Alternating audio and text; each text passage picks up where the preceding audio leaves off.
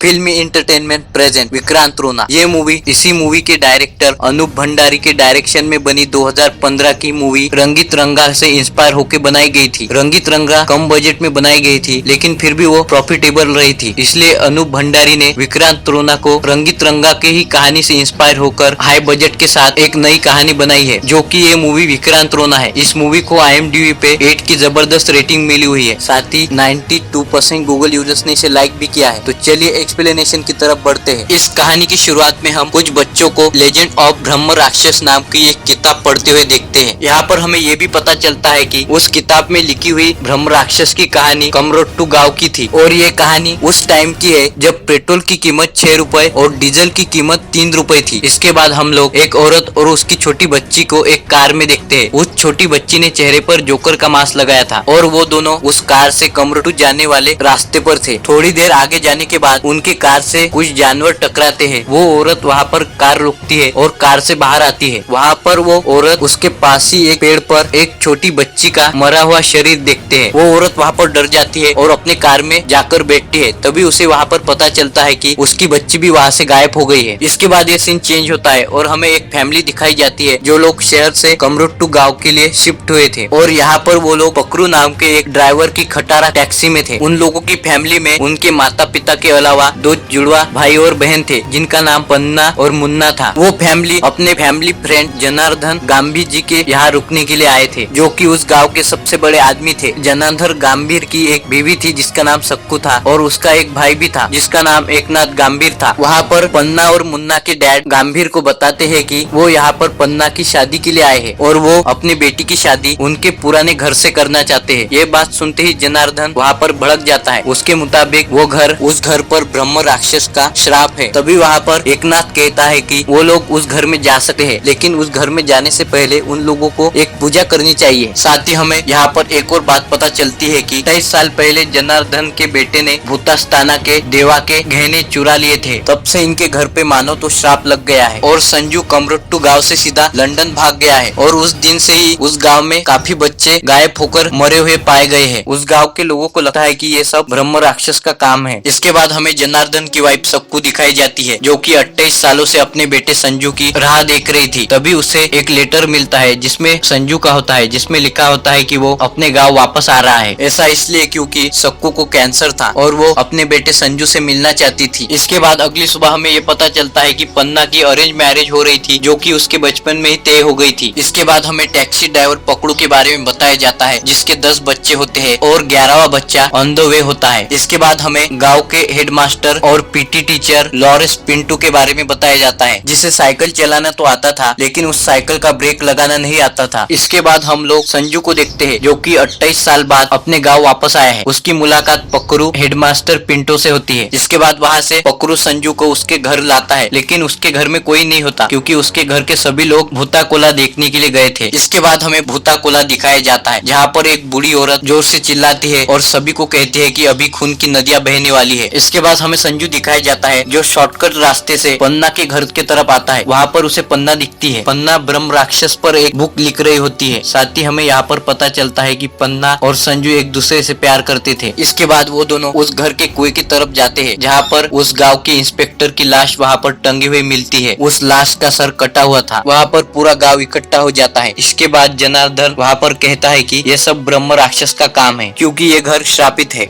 साथ ही वहाँ पर वो एक और बात कहता है कि उसका बेटा संजू अभी भी उसके घर में अलाउड नहीं है, क्योंकि 28 साल पहले जो उसने पाप किया था, उस पाप का भुगतान गाँव वाले अभी तक कर रहे हैं। ये बात सुनने के बाद संजू की माँ सक्कू काफी उदास हो जाती है, लेकिन संजू घर के बाहर से ही उससे मिल लेता है। इसके बाद हमें एक और बात पता चलती है कि इस गांव का इंस्पेक्टर मारा गया है। तो अब यहाँ पर नया इंस्पेक्टर आता है, जो कि और कोई नहीं होता, विक्रांत रोना होता है। विक्रांत रोना एक छोटे जहाज से उस गांव की तरफ आता है और उस जहाज पर स्मगलर की कुटाई भी करता है। इसके बाद विक्रांत रोना जीप से उस गांव के लिए आता है। जीप में उसके साथ उसकी बेटी गुड्डी भी थी। कमरट्टू जाते समय उस रास्ते पर उनके गाड़ी का टायर फट जाता है। तब वहाँ पर विक्रांत रोना अपनी बेटी गुड्डी को पीठ पर बिठाकर वहाँ से कमरट्टू गांव के लिए निकलता है। आगे बहुत देर पैदल जाने के बाद जंगल में विक्रांत रोना कुछ अजीब लोगों को देखता है। इसके अगले दिन सुबह विक्रांत रोना अपने पुलिस स्टेशन आते हैं, क्योंकि विक्रांत रोना को उस पुराने इंस्पेक्टर के मरने की और बच्चों की गायब होने की इन्वेस्टिगेशन करनी थी। विक्रांत रोना जनार्दन के परिवार से भी मिलता है और उन लोगों को थोड़ा डराता भी है। साथ ही हमें यहाँ पर पता चलता है कि विक्रांत रोना की वाइफ का नाम रेनू था। इसके बाद विक्रांत रोना उस घर के कुएं के पास जाते हैं जहाँ पर उस पुराने इंस्पेक्टर की लाश मिली थी। उस कुएं के अंदर उस पुराने इंस्पेक्टर का वॉयलेट विक्रांत रोना को मिलता है। उस वॉयलेट के अंदर ₹1 का एक नोट मिलता है, जिस नोट पर कुछ नंबर्स और कुछ टेक्स्ट लिखे हुए थे। इसके बाद विक्रांत रोना संजू और पकरू से भी मिलते हैं। वहाँ पर विक्रांत रोना समझ जाते हैं कि संजू और पन्ना एक दूसरे से प्यार करते हैं। इसके बाद विक्रांत रोना वहाँ पर जाता है जहाँ पर उसकी जीप की टायर पंचर हुई थी। वहाँ पर हमें ये पता चलता है कि विक्रांत रोना को उस रात 2 आवाजें आई थी, एक गोली चलाने की और दूसरी टायर फटने की, यानी कि किसी ने तो उनकी जीप के टायर पर गोली चलाई थी। वहाँ पर विक्रांत रोना को बहुत देर छानबीन करने के बाद उस पुराने इंस्पेक्टर का जूता और उसकी नेम प्लेट मिलती है। वहाँ पर विक्रांत रोना को ये समझ में आ जाता है कि उस पुराने इंस्पेक्टर को मारा इस जंगल में था, लेकिन उसकी लाश उस कुएं पर लटका दी थी। इसके बाद विक्रांत रोना पर कुछ लोग आकर हमला कर देते हैं। विक्रांत रोना उन लोगों को बहुत बुरी तरीके से मारता है, लेकिन वो उन लोगों को पकड़ नहीं पाता है। इसके थोड़ी देर बाद विक्रांत रोना को एक छोटी बच्ची की लाश पेड़ पर लटकी हुई दिखती है। साथ ही वहाँ पर एक नोट था जिस पर लिखा था गड़ गड़ गड़ जगड़ गड़वा पिनड़ कुड़ी नित्तल पुड़वा, जो कि तुलु पोयम की एक लाइन है। उस लाइन का मतलब होता है कि जगड़ा की जब जोर से आवाज आएगी तब फिर से खून की नदियां बहेगी। इसके बाद विक्रांत रोना उस छोटी बच्ची के बारे में पूछने के लिए उस गांव के हेडमास्टर लॉरेंस पिंटू के पास आता है। लॉरेंस पिंटू वहाँ पर बताता है कि उस बच्ची का नाम वात्सल्य था, जो कि काफी होनहार थी, लेकिन उसे इस बात का काफी बुरा लग रहा है कि वो इस दुनिया में नहीं है। वात्सल्य को मिलाकर इस गांव में अभी तक 16 बच्चियां ऐसे ही गायब होकर मरी मिली है। इसके बाद हमें पन्ना दिखाई जाती है। पन्ना को किसी की आवाज आई होती है। इसके बाद वो उस घर के एक कमरे में जाती है। वहाँ पर पन्ना को एक बूढ़ी औरत मिलती है। वो बूढ़ी औरत पन्ना को एक बॉक्स की तरफ इशारा करती है। पन्ना जब उस बॉक्स को खोलती है तब उसमें उस पुराने इंस्पेक्टर का सर होता है। ये बात जब पन्ना की फैमिली को पता चलती है तो अगले दिन वो सभी जनार्दन के घर में शिफ्ट हो जाते हैं। इसके बाद पन्ना को यहाँ पर एक और बात पता चलती है कि जिस बूढ़ी औरत को उसने कल रात देखा था वो बूढ़ी औरत और कोई नहीं वही है जिसने भूताकोला में जोर से चिल्लाकर ये कहा था कि अभी आगे खून की नदियां बहने वाली है। उस औरत का नाम देयू था। देयू के बेटे का नाम निकटोनी था, जो कि 28 साल पहले भूस्ताना मंदिर की रखवाली करता था। लेकिन वहाँ पर 28 साल पहले ऐसा कुछ हुआ था जिस वजह से निकटोनी का पूरा परिवार मारा गया था और इसी वजह से देयू भी पागल जैसी हो गई और इसी के बाद ही गाँव में ऐसी अजीब घटना शुरू हो गई। इसके बाद हमें विक्रांत रोना को दिखाया जाता है, जो कि गाँव में स्मगलिंग कौन कर रहा है इसकी तहकीकात कर रहा होता है। उसे वहाँ पर पता चलता है कि इस पूरी स्मगलिंग का काम मूसा नाम का आदमी करता है। विक्रांत रोना कमरट्टू चेक पोस्ट के गार्ड बालू से मिलते हैं और इसके बाद वो मूसा को पकड़कर उसे धमकाता है। इसके अगले दिन सुबह बालू के साथ एक और गार्ड की लाश पुलिस को मिलती है और ये काम मूसा के ही आदमियों ने किया था और विक्रांत रोना पर जो जंगल में हमला हुआ था वो हमला भी मूसा के ही आदमियों ने किया था। इसके बाद रारा रक्कम्मा सॉन्ग यहाँ पर दिखाया जाता है, जहाँ पर जैकलिन विक्रांत रोना को मूसा के बारे में कुछ बताती है। इसके बाद विक्रांत रोना अपनी बेटी के साथ उसी कमरट्टू घर में रहते हैं जहाँ पर पन्ना की फैमिली रह रही थी। इसके बाद हमें पन्ना और संजू का एक सॉन्ग दिखाया जाता है। वो सॉन्ग खत्म होने के बाद पन्ना और संजू जंगल से अपने घर की तरफ जा रहे होते हैं। तभी उन लोगों को रास्ते में कोई आग के पास नाचते हुए दिखता है। वहाँ पर वो दोनों सोचते हैं कि वो नाचने वाला ही ब्रह्म राक्षस है। इसके बाद वो लोग पास ही एक पुलिस कांस्टेबल को देखते हैं, जिस वजह से उन लोगों का शक उस पुलिस कांस्टेबल पर आ जाता है। इसके बाद अगले दिन पन्ना और संजू इंस्पेक्टर विक्रांत रोना के घर में आते हैं। उस घर में एक कमरा होता है, जिस कमरे में अभी तक जितने भी बच्चे मारे गए हैं उन सभी बच्चों की तस्वीर थी। साथ ही कुछ न्यूज़पेपर की हेडलाइन भी काट के वहाँ पर चिपकाई गई थी और वहाँ पर संजू और पन्ना के भी फोटो लगाई हुई थी। इसके बाद वहाँ पर पन्ना को याद आ जाता है कि जब उसने रात को उस आदमी को आग के सामने नाचते हुए देखा था तो उस आदमी ने उस आग पर हाथ रखा था और इंस्पेक्टर विक्रांत रोना के हाथ में भी पट्टी लगी थी, यानी कि कातिल इंस्पेक्टर विक्रांत रोना भी हो सकता है। इसके कुछ देर बाद पन्ना और संजू इंस्पेक्टर विक्रांत रोना को उसके घर में चेहरे पर पेंट लगा के परफॉर्म करते हुए देखते हैं और यहाँ पर इस कहानी का इंटरवल हो जाता है। इंटरवल के बाद पन्ना गाँव के किसी बुजुर्ग से एंटोनी के बारे में पूछने के लिए जाती है। यहाँ पर वो बुजुर्ग आदमी पन्ना को बताता है कि 28 साल पहले निक टोनी अपने परिवार के साथ कमरोट्टू गांव में रहता था और वो भूतस्ताना मंदिर की देखभाल करता था। निक टोनी के परिवार में उसकी वाइफ गोडबी और उसका बड़ा बेटा माधव और छोटा बेटा राघव और साथ ही एक छोटी बच्ची और उस छोटी बच्ची की माँ देवोदी, इतने लोग उसके परिवार में रहते थे। उसका परिवार काफी गरीब था और वो लोग पढ़े लिखे भी नहीं थे, इसलिए उस गांव के नए हेडमास्टर जानकी ने उसके दोनों बेटे राघव और माधव को स्कूल भेजने के लिए कहा था। माधव और राघव जब स्कूल जाते हैं तब उन दोनों को जो बड़े घर के लड़के होते हैं वो लोग काफी चिढ़ाते हैं। वहाँ पर हमें जनार्दन का बेटा संजू, जो कि उस टाइम पर काफी छोटा था, वो भी दिखाते हैं। वो कुछ बुरी संगत में आकर भूतस्ताना मंदिर के गहने चुरा लेता है, लेकिन जनार्दन और पन्ना मुन्ना के जो पिता होते हैं वो लोग निक टोनी पर गहने चुराने का इल्जाम लगा देते हैं और वो लोग निक टोनी के परिवार को मारते पीटते भी है और उनका घर भी जला देते हैं। इसके बाद माधव और राघव अपनी छोटी बहन को लेकर वहाँ से भाग रहे होते हैं, तभी वहाँ पर माधव और राघव के क्लासमेट उन लोगों पर हमला कर देते हैं। वहाँ पर वो लोग माधव का दांत निकालते हैं। ऐसे में राघव अपनी छोटी बहन को बचाने के लिए उस कमरट्टू घर के कुएं के अंदर अपनी छोटी बहन को बचाने के लिए छिपा रहा होता है। जैसे ही उन लोगों को राघव दिखता है वो लोग राघव पर हमला कर देते हैं। इस वजह से उसकी छोटी बहन उस कुएं के पानी में गिर जाती है और उस छोटी बच्ची की वहाँ पर मौत हो जाती है। इस पूरी घटना के बाद निक टोनी की इतनी बदनामी हो जाती है कि वो अपने पूरे परिवार के साथ आत्महत्या कर लेता है। आत्महत्या करते समय निक टोनी वहाँ पर श्राप देता है कि जो लोग इस घटना में शामिल है उसका वंश खत्म हो जाएगा। उन लोगों के परिवार में सिर्फ देयू ही बचती है और देयू दिमाग से काफी पागल हो जाती है। इसके बाद दूसरी तरफ हमें विक्रांत रोना दिखाया जाता है जो स्मगलर्स को पकड़ता है और उन लोगों को मारकर मूसा तक पहुंच जाता है। साथ ही हमें यहाँ पर पता चलता है कि पुराने इंस्पेक्टर और गार्ड बालू को मूसा ने ही मारा है। मूसा ने ऐसा प्लान किया था कि लोगों को लगे कि इन मौतों के पीछे ब्रह्म राक्षस का ही हाथ है। साथ ही वो अपने कुछ आदमियों को पैसे देकर जंगल में डांस करने के लिए कहता था ताकि कमरट्टू गांव के लोगों को लग सके कि ब्रह्म राक्षस वहाँ पर है, लेकिन उसने कभी भी किसी भी बच्ची को नहीं मारा था। इसके बाद वहाँ पर विक्रांत रोना मूसा का चेहरा पेंट करता है और उसे एक पेड़ पर लटका देता है। इसके अगले दिन हम मूसा को मरा हुआ देखते हैं। इसके बाद विक्रांत रोना स्कूल के हेडमास्टर लॉरेंस पिंटो के पास आता है क्योंकि उसके स्कूल के ही पीछे उन स्मगलर्स का गोडाउन था। वहाँ पर लॉरेंस पिंटो विक्रांत रोना को बताता है कि ये स्कूल और उस गोडाउन की जगह गंभीर फैमिली की है। इसके बाद विक्रांत रोना संजू के पास जाते हैं और उसे वहाँ पर मारने लगते हैं क्योंकि विक्रांत रोना को ये पता चल जाता है कि संजू है ही नहीं, कोई और ही है, क्योंकि संजू के सामान में विक्रांत रोना को रियल संजू की अस्थियां मिलती है। वहाँ पर वो लड़का विक्रांत रोना को बताता है कि संजू उसका रूममेट था और संजू हमेशा उसके गांव के बारे में ही बात करता था और संजू अपनी माँ को मिलने आ रहा था क्योंकि उसकी माँ को कैंसर था, लेकिन आते वक्त उसका एक एक्सीडेंट हो गया जिसमें संजू की मौत हो गई और इसीलिए संजू का रूममेट इस गाँव में आया था। वो ये सब गाँव वालों को और संजू के परिवार को बताने वाला था, लेकिन उसे ये सब बताने का कभी मौका ही नहीं मिला था। ये सारी बातें जनार्दन भी सुन लेता है और उसे पता चल जाता है कि उसका बेटा संजू इस दुनिया में नहीं है और वहाँ पर जनार्दन संजू के रूममेट को ही उसका बेटा मानते हैं और उसे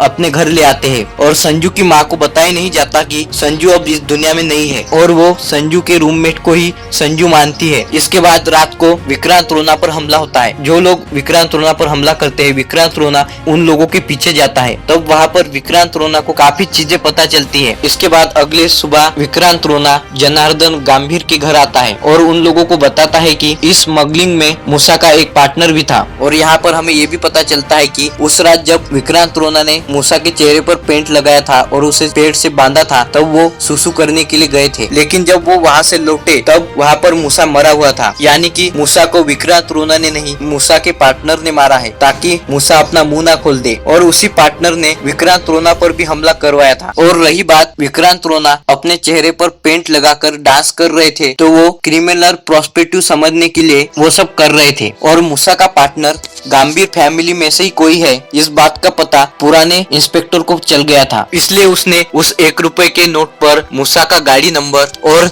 नंबर 1 के बगल में नाथ लिखा था। यानी कि एकनाथ गंभीर जो कि जनार्दन का छोटा भाई था वही स्मगलिंग में मूसा का पार्टनर था। साथ ही वो बहुत सारे कत्ल में शामिल था और वहाँ पर विक्रांत रोना एकनाथ को पकड़ लेता है। यहाँ पर ये स्मगलिंग वाली गुत्थी सॉल्व हो जाती है, लेकिन अभी भी ये बात क्लियर नहीं हुई थी कि बच्चों को गांव में कौन मार रहा है। इसके बाद हमें ये पता चलता है कि जिसके साथ पन्ना की शादी होने वाली थी वो बंदा उस गांव में आ गया है, जिसका नाम राकेश है। और पन्ना की सगाई एक ही दिन में होने वाली थी, क्योंकि उसके बाद कई महीनों तक अच्छा मुहूर्त ही नहीं था। वहाँ पर संजू राकेश को देखते ही जलने लगता है और निराश भी हो जाता है। पन्ना उसे समझाती है कि वो इस बारे में अपने फैमिली से बात करेगी। इसके बाद हमें इंस्पेक्टर विक्रांत रोना दिखाते हैं, जो कि बच्चों के केस में पूरा फोकस कर रहे होते हैं और वो पन्ना की मदद से समझ पाते हैं कि जब निकटोनी परिवार ने आत्महत्या की थी तो लोगों को सिर्फ 4 लाशें मिली थी, जो कि निकटोनी की, उसकी बीवी की और उसके छोटे बेटे राघव की और उसकी छोटी बेटी की मिली थी। लेकिन निकटोनी के बड़े बेटे राघव की लाश किसी को भी नहीं मिली थी। और यहाँ पर हमें ये समझ आ जाता है कि राघव मरा नहीं है और वही गांव में छोटे बच्चों को मार रहा है। उन्हीं लोगों के बच्चे मर रहे थे जिन लोगों ने निकटोनी के परिवार पर इल्जाम लगाए थे और उन लोगों को परेशान किया था। अब सिर्फ विक्रांत रोना को ये पता लगाना था कि माधव है कौन। दूसरी तरफ पन्ना और मुन्ना को देयू काफी डराती है और वो दोनों वहाँ पर किडनैप हो जाते हैं, क्योंकि वो दोनों भी उसी परिवार का हिस्सा थे